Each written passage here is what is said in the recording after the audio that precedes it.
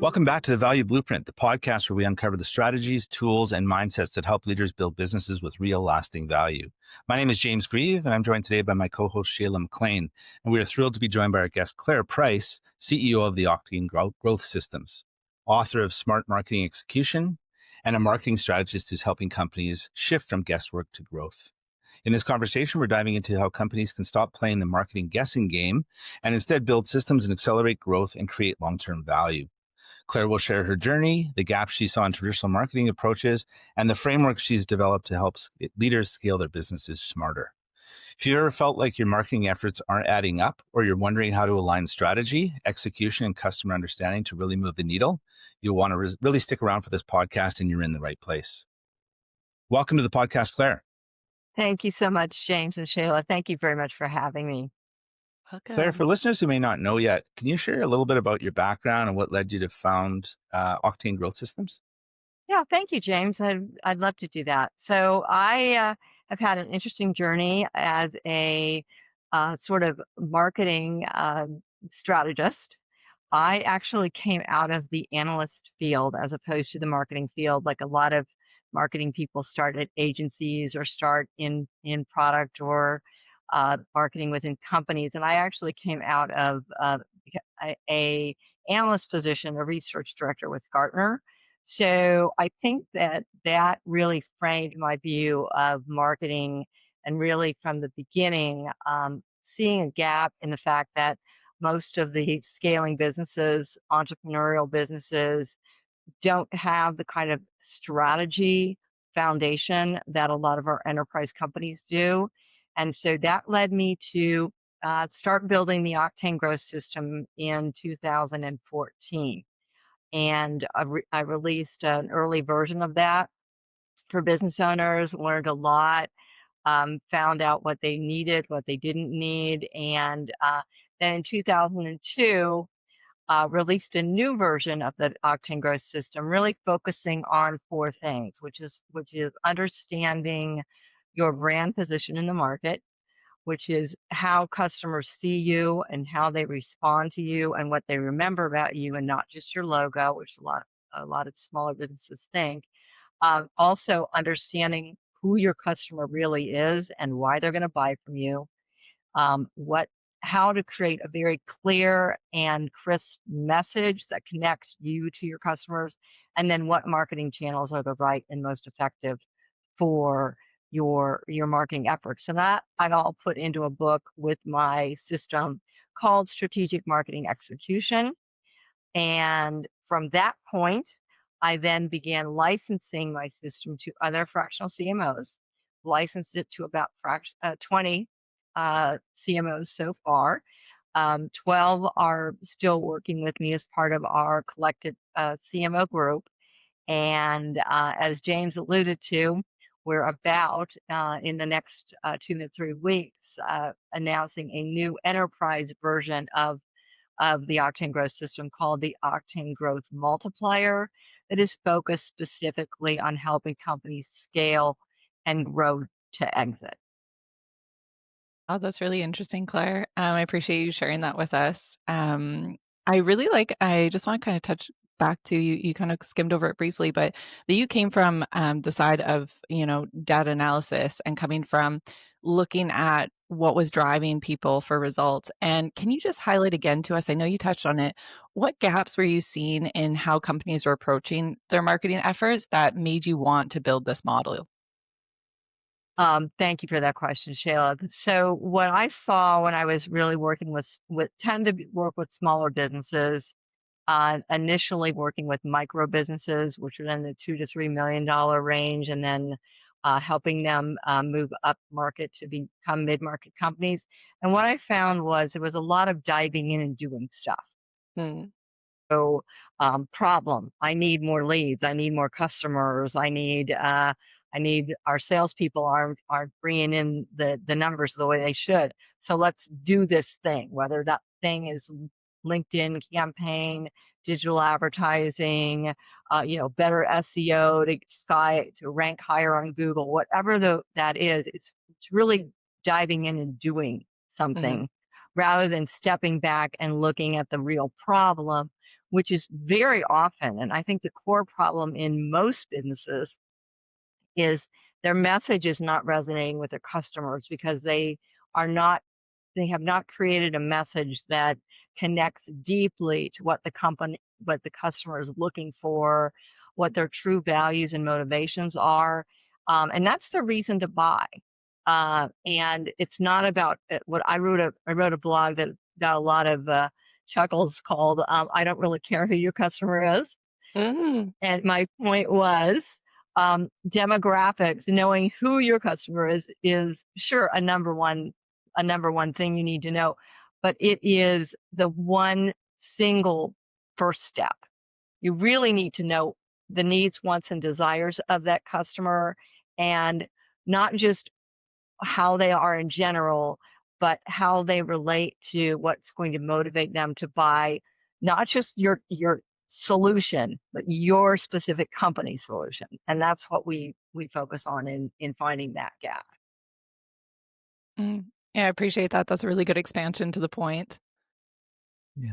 Hey, Claire, what I really like about what you're talking about here is the shift from tactical to strategic, and it aligns really well with the work that Shayla and I and our team do at Value Driver, because there's an underpinning before you get to that tactical level of actually, understanding the customer and then developing the strategy of that. In your experience in consulting, and you've shared with us in the past that you're an certified exit planner advisor, and the methodologies that you use, maybe share with us the importance of like frameworks and methodologies, not just attacking things ad hoc or just attacking the problem that exists that day.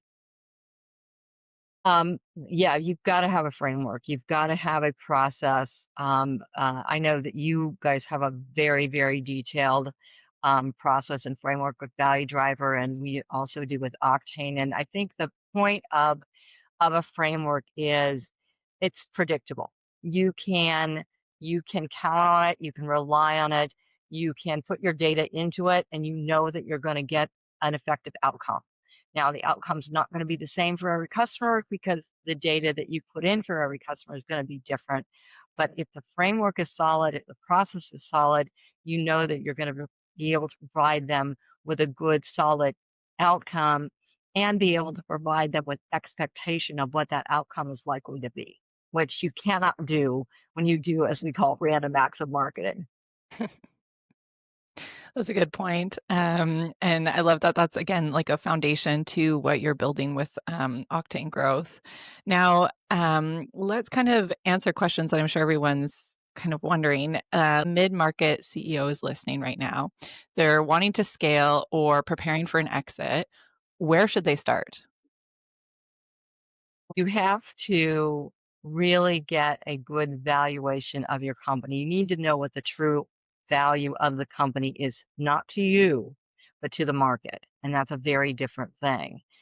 So that first step is, what is the value that your company brings to the market? And then you need to look at the key levers of what drives the value for your organization. So once you understand the value of your company, you need to start focusing on what are the levers that are going to move the value of your company to the next level. And for example, there are 4 C's that we talk about in marketing and in business growth, and those are customer capital, structural capital, human capital, and social capital. And knowing those 4 things and how they move the market is very, very important.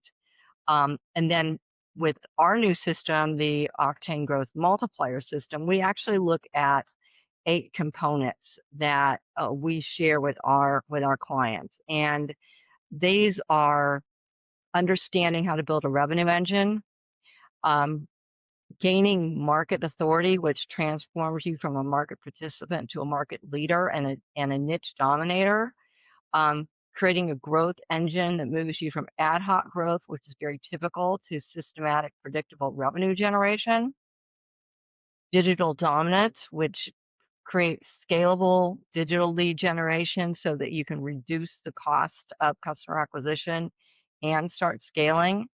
The 5th is your sales system. Is your sales system, for example, founder-led or dependent on one key employee or the owner, or do you have a professional sales operation with operations, frameworks, and metrics in there? Creating a loyalty engine is number 6. Transforming customer relationships into a customer asset portfolio. That's where we get into things like customer concentration, customer diversity, and things like that. Then how scalable are you?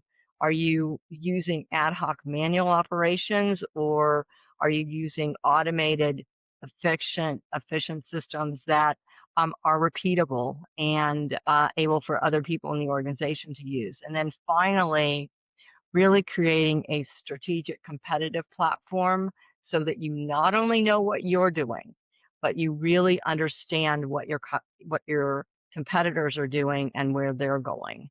And with those 8 components, you can create a multiplication effect that creates that exponential value that we're looking for when we want to move from growth to exit.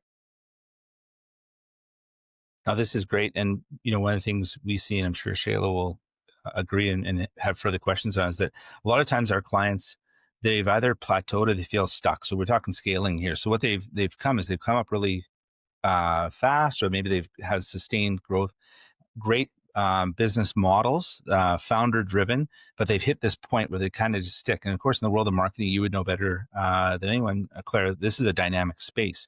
So when they hit this plateau space, they have to turn strategy into execution, right? So the underpinning, they have to just kind of reset their strategy, where we come in. And I think that's a really good handoff to the type of work that you're doing. So we come in, we look at the strategy they have, give them a reset, and then hand it off to someone like yourself who really takes it to the next level with the marketing activities. Based on your experience, have you seen this where people have just been stuck? They got a strategic plan, but then can't take it to the next level. And then how do you help them bridge this gap? Yes, see that all the time. Execution is often the thing that we run into most with our clients as well. And I think it happens because there is not a detailed roadmap developed along with the strategy. The plan is, I put it this way, it's the why, what, how problem. The why typically for a business owner is usually a discovery or the assessment that we often do to find out where you are and why you should start changing. And then there's the what, and that's the plan, and that is what you should do. But then the problem comes in is, where is the system that gives you the how? How are we going to do this? And that's what we've created with the Octain Growth Multiplier System.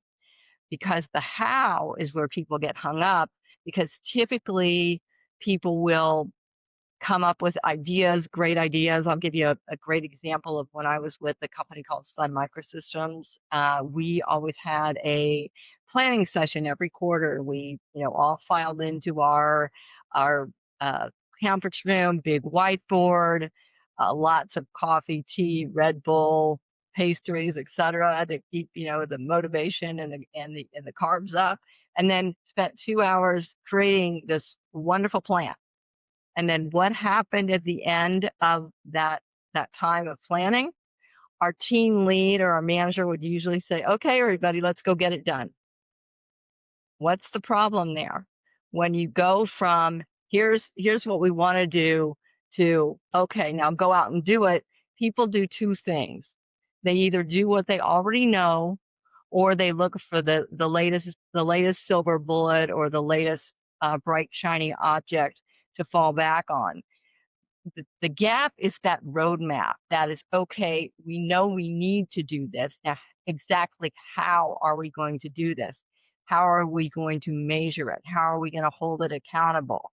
Those are the things that we like to focus on in our Octain Growth Multiplier System. That's great. And the last point I make before I turn it over to Shayla here, this is really great because we've identified this in the market, and Shayla, as a strategist and implementation specialist with Value Driver, we find that as well, that people get this plan, then how do they do it? And then how do they, execute and held accountable through the implementation process? And that's where we're aligned again here, Claire, is that we're work with people once they have that plan to ensure that it comes to fruition? I know I can't I can't echo what you're saying enough, Claire, about it's not the big reveal of like, okay, we've got this fancy new idea and we're gonna put this campaign out, but it's more of the kind of, like incremental steps of how do we do this and how do we sustain it going forward too. I'm curious, can you elaborate a little bit more too about what it looks like to truly like collaborate with your clients rather than just kind of delivering a playbook? Because I know, based on our experience too, like we work off a framework, but at the same time, there's little tweaks that you make here and there for each client. How does that look like for you, and kind of what's your experience in that? Well, thank you for that, Shayla. What we do at Octane is we have what we call a client collaboration process or model. And what that means is as we are building a strategy and as we are building the execution roadmap, because we always do both, we're actually building it with the client together in live sessions.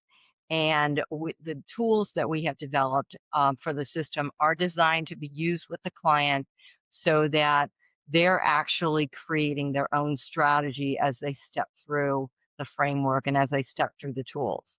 So it isn't one of those cases where we go away, create this great playbook, come back and hand it off, because that doesn't work. I Hmm. mean, what happens to those playbooks, right? They go on the shelf, Yeah. digital or otherwise. And what we want to do is we want the client to own the strategy. We want the client to say, this is really my ideas, and the Octane team or the value driver team has helped us shape our ideas and move them to the right place and put them into the right accountability or the right approach. But it's really ours, and when it's theirs, they're going to execute against it. That's a great point.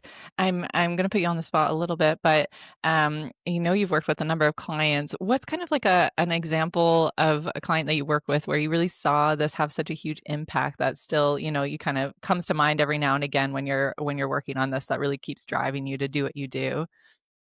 Well, yes, one of the clients that I had fairly early on when I was developing the system was an IT company, and they were primarily an Oracle migration shop that worked with government, state and local government, who were a lot of times, stuck in older IBM systems or older systems, and they were helping move them to the new Oracle systems.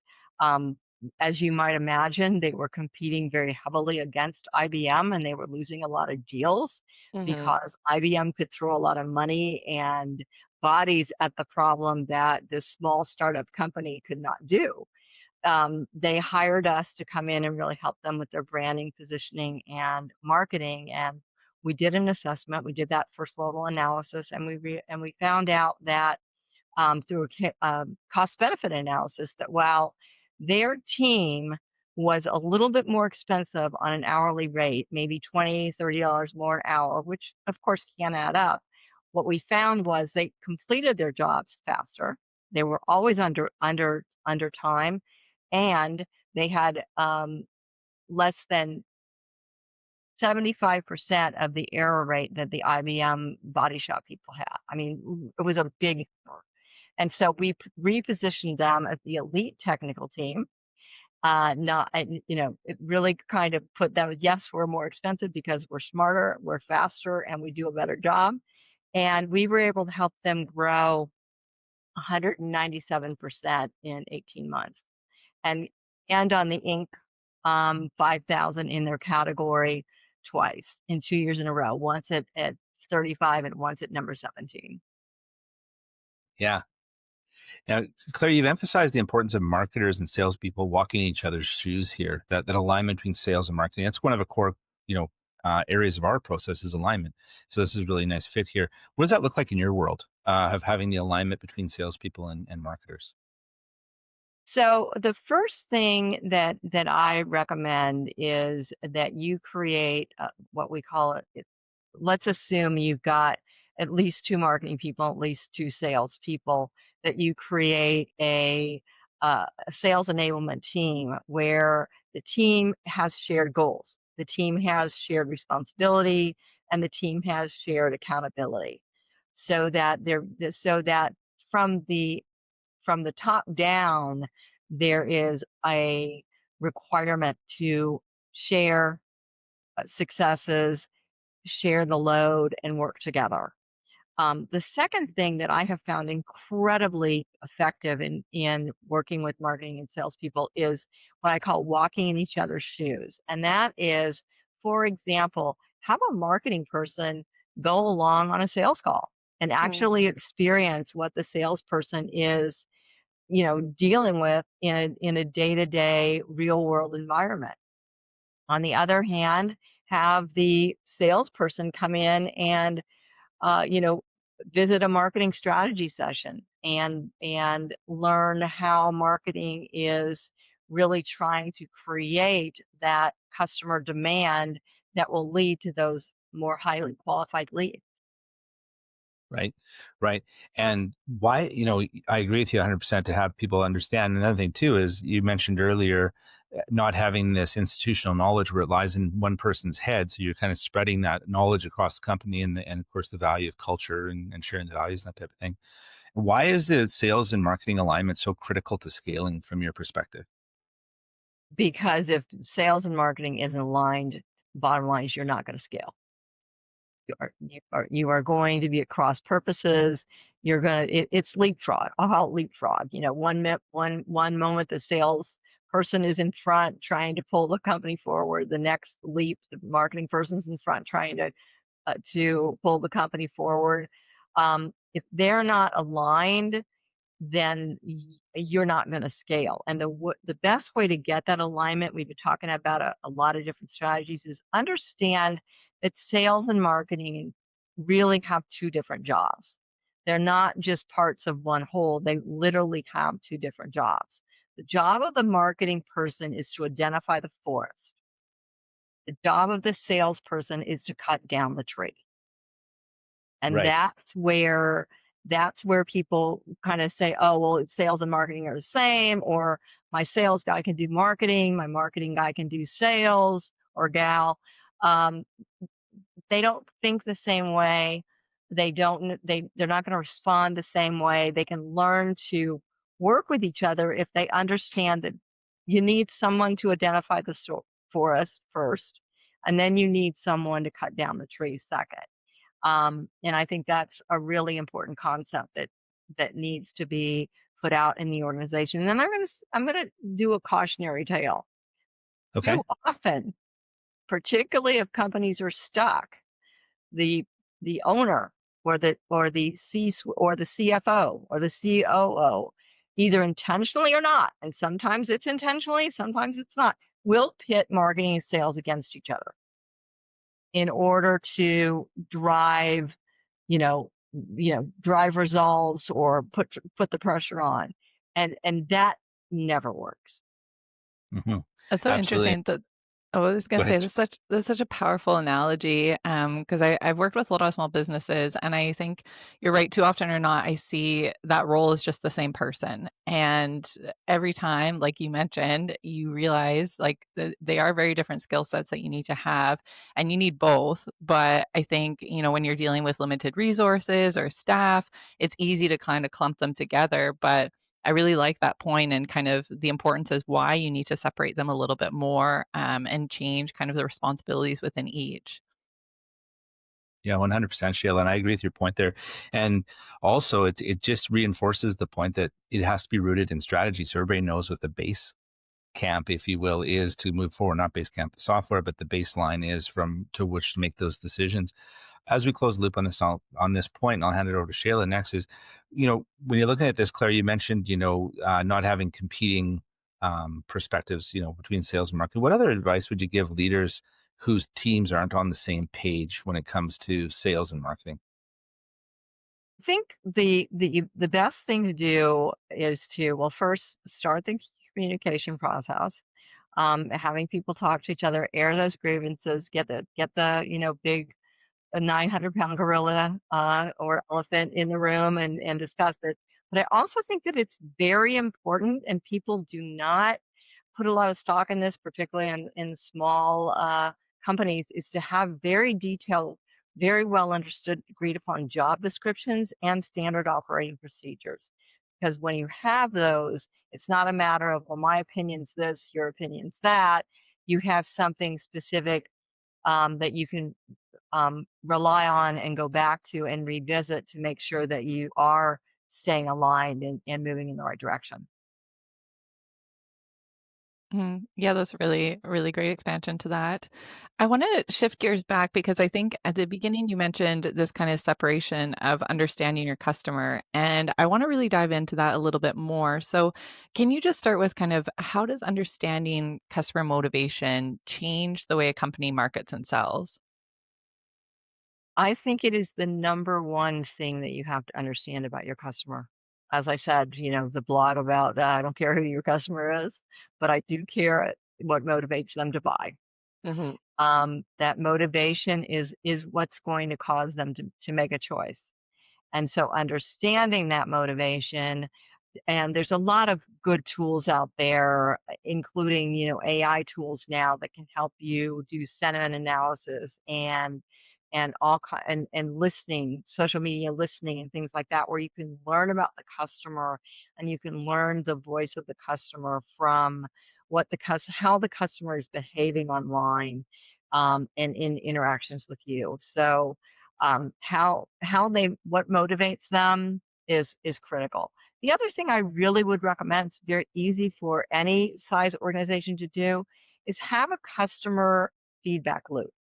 Um, and that can be as simple as having 2 or 3 customers that are, good customers, who are, well respected by your team, and you are a high value to them as well, and have them in every quarter, every 6 months, and have a discussion about how to improve things. Share your new ideas with them. Share your new products that are in development with them. Get their feedback first, so that you can know, is this new feature that your engineers are so excited about, really going to motivate the customer, or is it going to frustrate them? Yeah, people love to give feedback, and I think we forget about that people love to share their opinions. So why not ask the ones that matter most? And it really Exactly. makes a difference to do this in person, whether Hmm. it's, over a Zoom call or in a council where you're actually sitting around a round table or having lunch or whatever, Hmm. because people are not going to fill out surveys. Surveys Yeah. now, I would say, if I could recommend something that's going to waste most smaller companies' time, is sending out a survey. Hmm. They're just not effective. They were always kind of 50-50, and I think now that the survey return rate's like 3% or some Wow. crazy thing. And it's even affecting, just in the United States, it's even affecting the ability for the Department of Labor to produce its reports and things like that, because of the business owner surveys that they've relied on for their data and statistics for years and decades have fallen off so badly that they're having to find new ways to get that information. Interesting. So what would be then like a simple first step or one thing that you'd recommend a business owner to do to start kind of digging into their customers' why? What's something they could do today? So the first thing I would recommend is that um, management team or that owner get on the phone and call their top 10, top 25 customers, and just give them a call and say, I just wanted to tell you how much I appreciate your business and how much we would love to work with you and provide something new for you. Is there anything that you've been thinking about that you wish we would do that would make your life easier or make our product better for you that you'd like to share with me now? Just ask that one question. I love that. And it's going to take you 5 minutes per person. Yeah, it's powerful and impactful. And I love this. And I really think the human connection, the human dynamic is so important. It's kind of ironic here that I'm switching gears to AI here, because it is what we're seeing, the future of so many things around us here. When you think of marketing, how it's changed dramatically, but still at the heart of it is the customer, which you've identified very well here, Claire, today. Where do you see AI fitting in now with and how does it complement, getting back to the grassroots of just being with the customer and understanding customers? How does AI, what's that field of, this unknown look like? So I use AI every day. We've actually made a strategic investment in an AI company that's specifically for marketing, that we absolutely just love. It's called Ella, Atomic Elevator. And what that program and I use other AIs as well. But what I believe AI does best is it does a lot of, it's great for research, consolidating information.